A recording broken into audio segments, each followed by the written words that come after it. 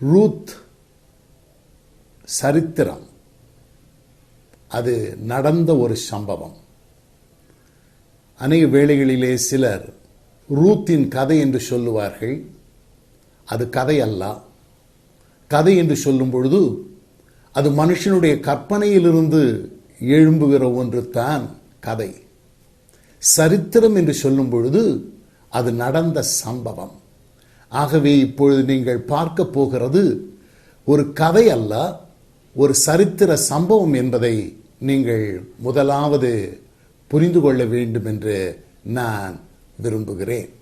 சகோதரன் ஏஎம் ராஜசேகரன் அவருடைய ஊழியத்திலே நான் காண்கிற ஒரு விசேஷம் என்னவென்றால், அநேக வேளைகளிலே அநேக ஊழியர்கள் திரைக்கு முன்னே நின்று ஊழியம் செய்ய முற்படுகிறார்கள்.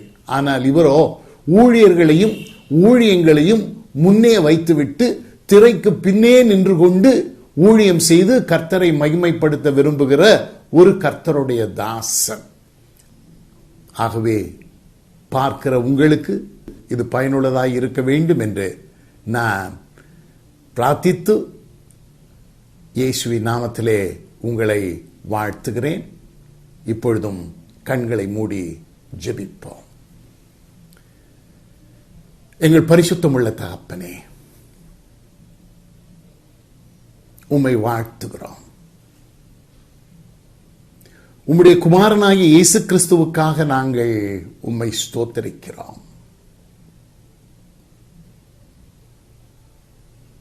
உம்முடைய வேதத்தின் வாயிலாக,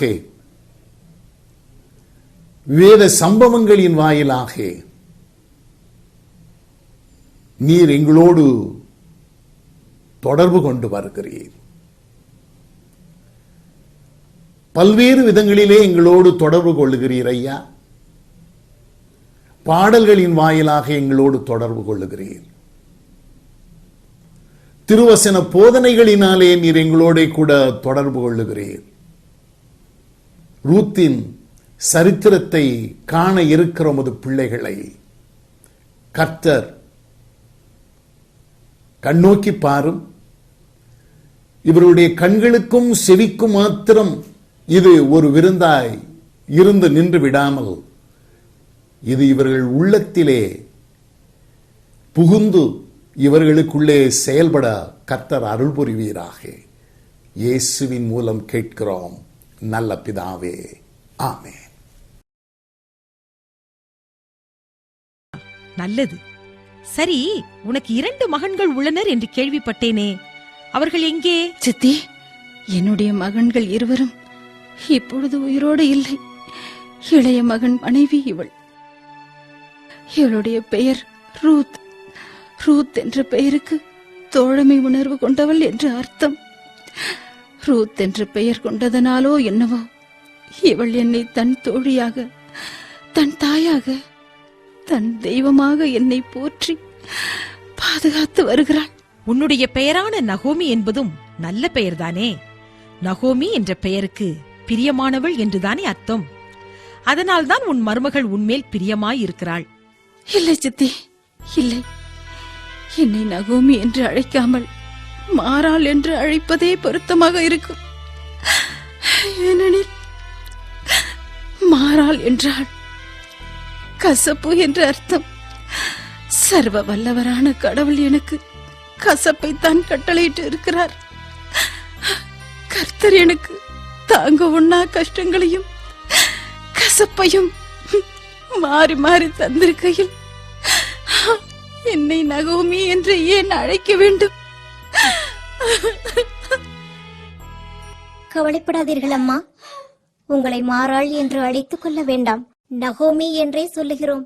ஏனெனில் இதோ உங்களை கண்ணும் கருத்துமாக கவனித்துக் கொள்ள உங்கள் மருமகள் ரூத் உங்கள் பக்கத்தில் இருக்கும்போது உங்களுக்கு எதற்கு கவலை? சரியாக சொன்னீர்கள் அம்மா. மாமி, நான் தான் உங்கள் கூடவே இருக்கிறேனே, பின்னர் எதற்கு இந்த புலம்பல்? அம்மா, நாங்கள் குடியிருப்பதற்கு ஒரு குடிசை ஒன்று தேவையாக இருக்கிறது. நீங்கள்தான் ஏற்பாடு செய்து தர வேண்டும். ரூத், நீ என்னை பாட்டி என்றே அழைக்கலாம். என் உறவினர்களாகிய உங்களுக்கு உதவி செய்வது என்னுடைய கடமை அல்லவா? என்னுடைய வீட்டுக்கருகிலேயே ஒரு சிறிய வீடு ஒன்று இருக்கிறது. நீங்கள் இருவரும் அங்கேயே தங்கிக் கொள்ளலாம். வாருங்கள், இன்று மதியம் எங்கள் வீட்டில்தான் உங்களுக்கு சாப்பாடு. வாருங்கள், வாருங்கள் போவோம்.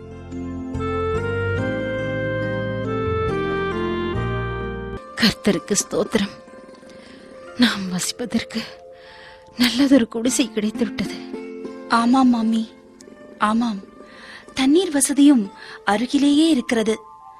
நம்மை சுற்றி வாழும் மக்களும் நல்லவர்கள் போலத்தான் தெரிகிறது. நல்லவர்கள்தான் மருமகளே. இன்று மதியம் நமக்கு உணவளித்து விட்டார்கள். நாளையும் அவர்களே நமக்கு சாப்பாடு தந்து விடுவார்கள் என்று எண்ணுவது ஏற்கத்தக்கதல்ல. நாளைய உணவுக்கு என்ன செய்வது?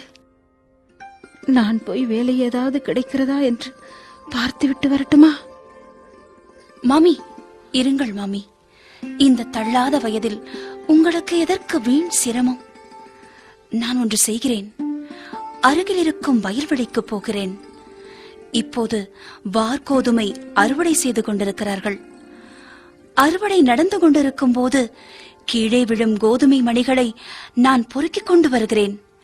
நாளை அதை வைத்து உணவு சமைக்கலாம். சரியா மாமி? சரி, அப்படியே செய்யம்மா. எஜமான், எஜமான் இல்லைங்க எஜமா, இன்னும் நான் இது தூங்கலிங்க எஜமா. இருங்க, நான் தான் அழைத்தேன். எஜமான், யாரு நீ? நான் கூட எங்க எசமான் தான் அதுக்குள்ள திரும்பி வந்துட்டாருன்னு அப்படியே பயந்து போயிட்டேன். அப்படி என்றால் நீங்கள் எஜமான் இல்லையா? நான் எஜமான் தான். நான் பேருக்கு எஜமா, அவரு ஊருக்கே எஜமா. ஒன்றுமே புரியவில்லையே. புரியாம இருக்கிறது தான் நல்லது. சரி, நீ யாரு, என்ன வேலையா இங்க வந்த? என் பெயர் ரூத். நான் மோவாப் தேசத்திலிருந்து வந்திருக்கிறேன். என்னுடைய மாமனாரும் மாமியாரும் இந்த ஊரைச் சேர்ந்தவர்கள்தான். என்னுடைய மாமனார் இப்போது உயிரோடு இல்லை. என் கணவரும் இறந்து விட்டார். நான் தான் என் மாமியாரை கவனித்துக் கொள்ள வேண்டும். அட, மாமியார கவனிச்சுக்கிற மருமவளா? பரவாயில்லையே, ஆச்சரியமா இருக்கே. நாங்கள் ஏழைகள், சாப்பிடுவதற்கு கூட வழியில்லாமல் திக்கற்று இருக்கிறோம். உங்கள் வயலிலே அறுவடை செய்பவர்களின் பின்னால் சென்று கீழே வீணாக சிந்தும் கோதுமை மணிகளை நான் பொறுக்கிக் கொள்ள அனுமதி தாரும்.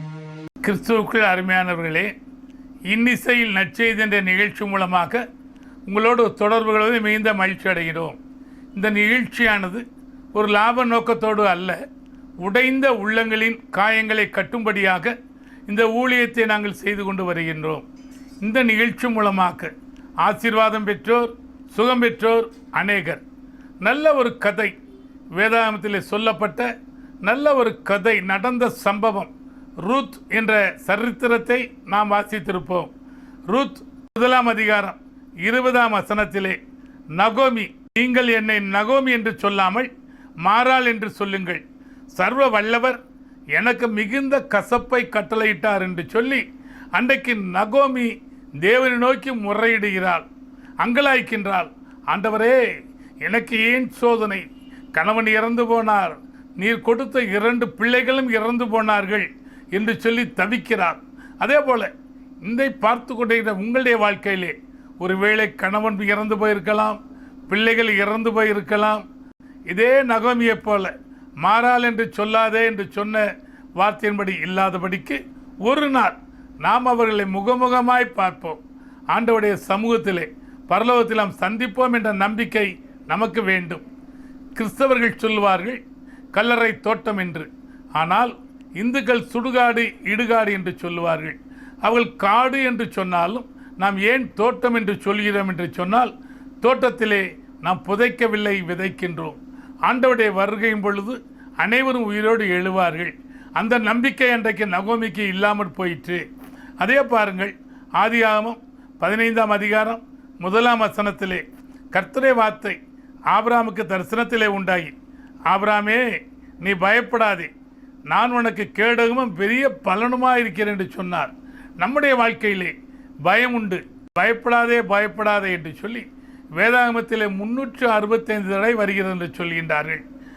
யோபு 1 அதிகாரம் 21 வசனத்திலே மிக அழகாக யோபு வேதனையோடு சொல்லுகின்றார்.